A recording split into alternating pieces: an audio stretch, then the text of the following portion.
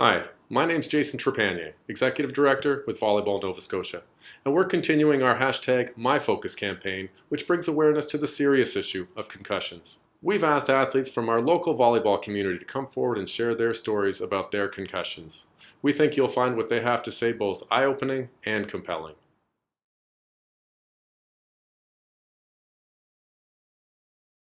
I'm Jasmine Prest. I am from Wolfville, Nova Scotia. I played volleyball for 10 years. My name's Clara Dewell. I'm from Halifax, Nova Scotia, and I've been playing volleyball for over 8 years now.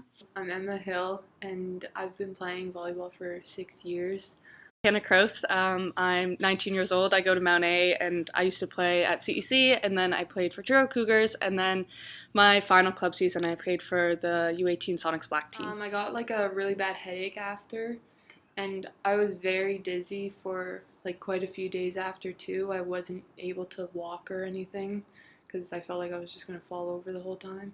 Most of my symptoms were related to either my vision, so my peripheral vision was affected, my eye tracking was affected, and obviously like a lot of headaches and difficulty with paying attention.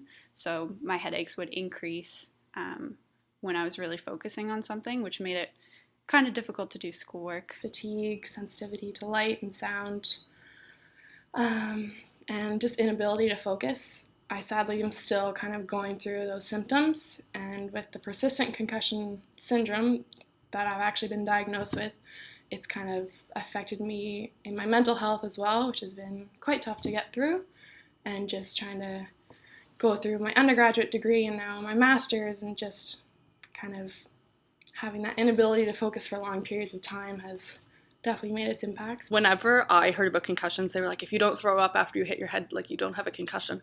So I was like, oh, I don't have a concussion. I've never thrown up after I've hit my head. But like initially I find that like my depth perception is very, very poor. So for example, when we had that Saturday game, when we were warming up Friday, I went to grab my water bottle, and I went to grab what I thought was my water bottle, but I was probably about 3 feet away from my water bottle. I find like my mood is a lot different, so I'm either very, very aggravated, and that could come with the headaches being so painful, or I'm very, very sad. So I'm obviously not in a very great state of mind, and people don't think that's associated with concussions, but if you find that your mood is swaying a lot, I would suggest that maybe you should get checked. Definitely like being away from everyone and being away from like playing volleyball and keeping fit, because like with concussions you're not allowed to do any exercises at all, and like that's just like sports have been such a big part of my life, and it's been tough not being able to play. And yeah, just missing school is like stressing me out about like assignments and stuff like that. So I was always strong academically, and after my concussions, it felt like I kind of lost that part of my identity. Like schoolwork wasn't as easy. It was more of a challenge, and that was really hard to deal with.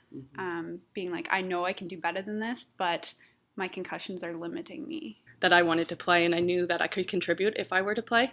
So knowing that I couldn't play, and like having that as an outlet like for stress of school and stress of social life and everything like that was very, very upsetting, and I hate not being able to do what I love, so it was very, very upsetting. And then you would probably push yourself more than you should to try and get back into it, but that just sets you back even more. No, definitely not. Okay. Did that ever change as the concussions came to increase? Yeah, big time. I think when I played through that first concussion, it happened in the beginning of the day, so I had a whole day of games going on, and then the next day I barely slept, and I remember playing on that Sunday, and I kept like reacting to the exit sign because I kept thinking it was the ball, and just all the noise in the area and the lights just was totally debilitating, and I just kind of had those symptoms go on for like weeks and weeks after. So yes, for the most part.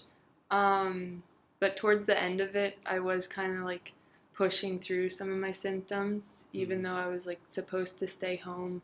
If I had a headache, I would say like no, I don't have a headache, just so I could go to school for like one period or something, just so I could see my friends. There's multiple times that they would ask me, how's your how's your headaches, like 1 to 10? And it would probably be an 8 out of 10. I'd be like, oh, it's like a 4. Or like if they would be like, how dizzy do you find yourself? I'd be like, oh, like a 1. But I would be like spinning. And so like, it was just because I wanted to come back so bad, but like that was more towards the start. And like as of recently, when I've started to realize like how much time you really do need to take and how important that is, I would be more honest. Like when I had my one at Mount A, we have our athletic therapist, and I was very honest with her. I was like, my head hurts so bad, like I can't. Well, I think one of the biggest problems is that athletes are aware of concussions. They might know they had one, but one of the biggest things is you don't want to stop playing. And so I think part of increasing the awareness needs to be education about like it's better to take time off and recover rather than trying to play through it. Like you're going to recover faster and get back to baseline better if you take the time to recover fully.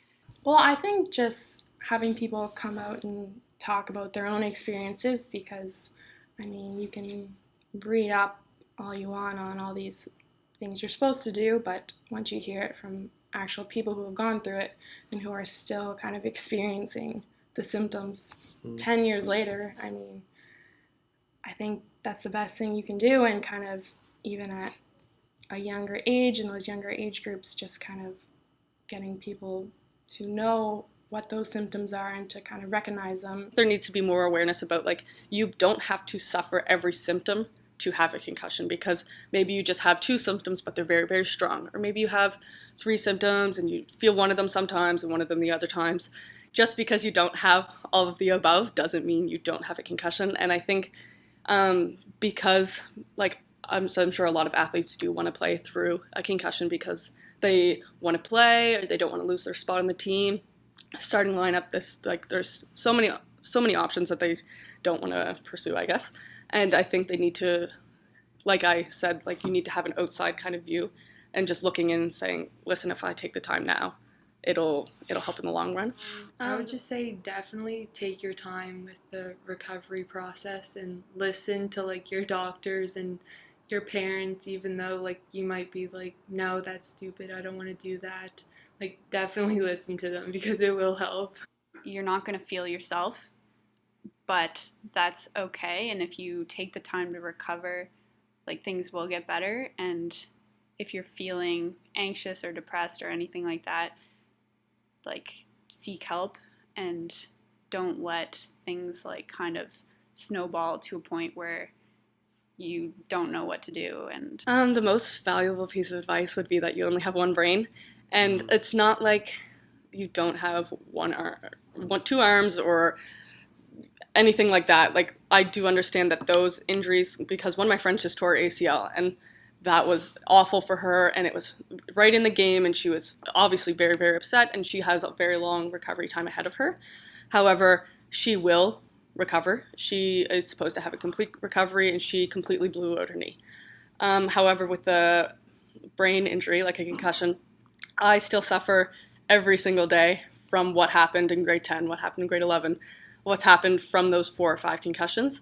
And I really do notice it. It's not something small. So I think I need to realize personally, and for other people, that you only do have one brain.